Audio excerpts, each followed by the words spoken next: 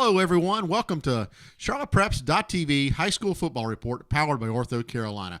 I'm Trip Rokes, and I'm here with Tim Winters today, and we're going to tell you all about an exciting Week 8 of football action. Tim, I know you had your eyes on that big Davidson Day, Charlotte Country Day matchup. Yeah, absolutely. Good game on Friday night. Charlotte Country Day Buccaneers 3-3 on the season, hosting Davidson Day Patriots 6-0. Davidson Day got on the board first with a field goal and led at the half 10-3. Country Day battled back in the third quarter, putting up 10 points and taking over the lead 13-10 going into the fourth quarter.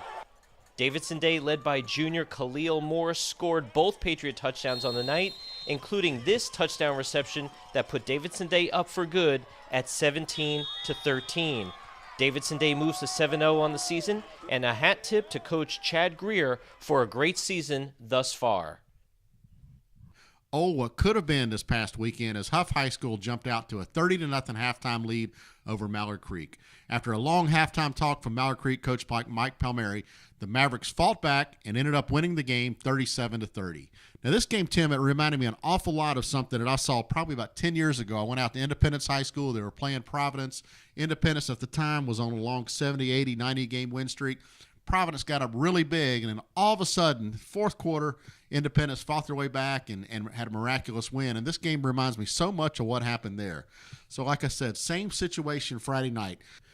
Mallard Creek Mavericks quarterback James Smith went into beast mode by running for over 100 yards, passing for over 300, and scoring 3 touchdowns. Smith met the end zone 3 times within 3 minutes, including a rushing touchdown with 45 seconds left to take the lead and the eventual win. The Huff kids naturally were crushed. They had played so hard, thought they had the biggest victory in their young school's history, but Mallard Creek, being a veteran team, came back and grabbed the win. Now, let me tell you, Mallard Creek is going to have to learn from this. Play stronger. They cannot get into this kind of situation as the playoffs erupt, or they will not make their way back to the state semifinals or finals this year, Tim. Tim, I know we sent you out to a football game, but when I looked at the score, I got to ask you, were you at a football game or a basketball game between Sun Valley and Piedmont? Yeah, looking at that score, 74-58, Sun Valley comes out on top. Obviously, both defenses did not show up, but fortunately for Sun Valley, Albert Funderburg did. The senior running back had a single game rushing record for Union County, 456 yards, 5 touchdowns on 24 carries. And what is amazing about Funderburg's performance is that he leaves practice early on Wednesday. His dad calls up Coach Tad Balcom on Thursday morning saying that Albert actually missed practice for dehydration, so he's actually in the emergency room on Thursday receiving IV treatment. Shows up on Friday, has that terrific performance. Albert now has over 1,700 yards rushing on the season, 18 touchdowns, and he's about 300 yards shy of his third consecutive 2,000-yard rushing season. That would be a record in Union County history for the all-time leading rusher in the county. The Daniel Jones Show continued once again for Charlotte Latin as they pounded Providence Day 55-17 on Friday night. Daniel Jones, one of the top quarterbacks in Charlotte, took over and threw for a school record 5 touchdowns and over 350 yards. The stat of the game, however, was Providence Day rushed the ball 35 times for only 63 yards. That would never win a football game, and it didn't on Friday night. Charlotte Latin is now recharging for a state title run and another crack at Charlotte Christian. They will continue to refine the passing game and toughen up the defense for that chance. These Hawks are a really good football team with a strong leader in Daniel Jones. Tim, I know you want to cover something that happened on Saturday. It's one of the things we all hate to hear about in sports, but give us the news from Piedmont High School. Yeah, really devastating and tragic news on Saturday morning, about 12 hours after the team suffers that heartbreaking loss to Sun Valley. The news came across the Twitterverse, and you see that Coach Ron Massey had passed away early Saturday morning, 12 hours after I had seen him on the end zone talking to his kids coming out of the locker room for the third quarter. Really hard news to take, very tragic. Obviously, the Piedmont community and all of football throughout North Carolina really set back this week, and really is a testament to Coach Ron Massey and the individual and person that he was, a class act completely, and you could see that through all the tweets, all the newspaper articles. Ron Massey amassed a tremendous career record, spanning a number of high schools over his career, starting out at Enloe High School, 71st High School, Kings Mountain, where he finished a runner-up as state champions in 1998.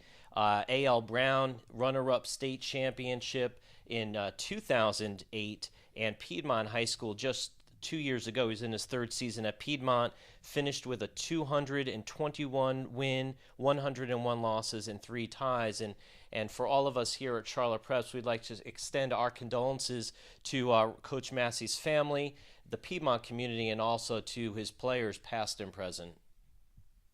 Now it's time to take a look at the Ortho 8, our rankings of the top 8 teams in the Mecklenburg and Union County area.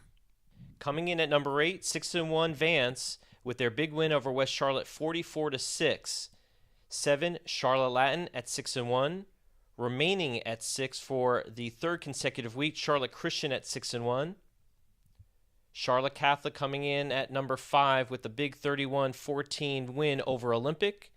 Mallard Creek 6-1. Coming in at number 3, still undefeated for the season, the Weddington Warriors at 7-0. The Butler Bulldogs at 7-1, coming in at number 2, and the Independence Patriots idle this week at 7-0, remaining atop the board for the Ortho 8 this week. Now with Week 8 fully in the books, it's time to take a look forward at Week 9. We've got a lot of the mismatches out of the way, and it's time to get down to some of the top games inside each conference. In the South Mech 8, one of the big games, and our cameras are going to be there, will be the Ardekeld Knights at the Providence Panthers. I think the winner of this game is going to have a chance to go ahead and win the conference and enter with a 1 seed into the state playoffs. Now, Tim, you're going to take a look out at another big game that our cameras are going to be at this weekend. Yeah, Rocky River Ravens coming in at 6-2, suffering 2 losses, 2 tough losses to Richmond Senior and South Mech, who's having a very good season. They're going to be taking on the Butler Bulldogs, coming in at 7-1. That should be a really good game. Our cameras will be out at that one. And then we'll also be looking at Vance versus Mallard Creek. Vance at 6-1, number 8 on our Carolina Ortho 8 board, against Mallard Creek coming in at number 4. That should be a big rumble as well. That's going to be a big one. And then also we've got to talk about the South Mech at Catholic game. That's a game probably at the start of the season. Most people would have circled Catholic, but with the way that Coach Rocky White has the Sabres playing, don't be surprised to see an upset in this one. These are going to be 2 great matchups inside this one conference. It's going to put 2 teams up at the top, and then they'll end up matching up again here soon. And we're going to come out with a really good football team as the champion of the South Mech 8. Now, that's going to wrap it up here for Week 8 and looking forward at Week 9. So we want to thank everyone for joining us here on the CharlottePreps.tv High School Football Report, powered by Ortho Carolina.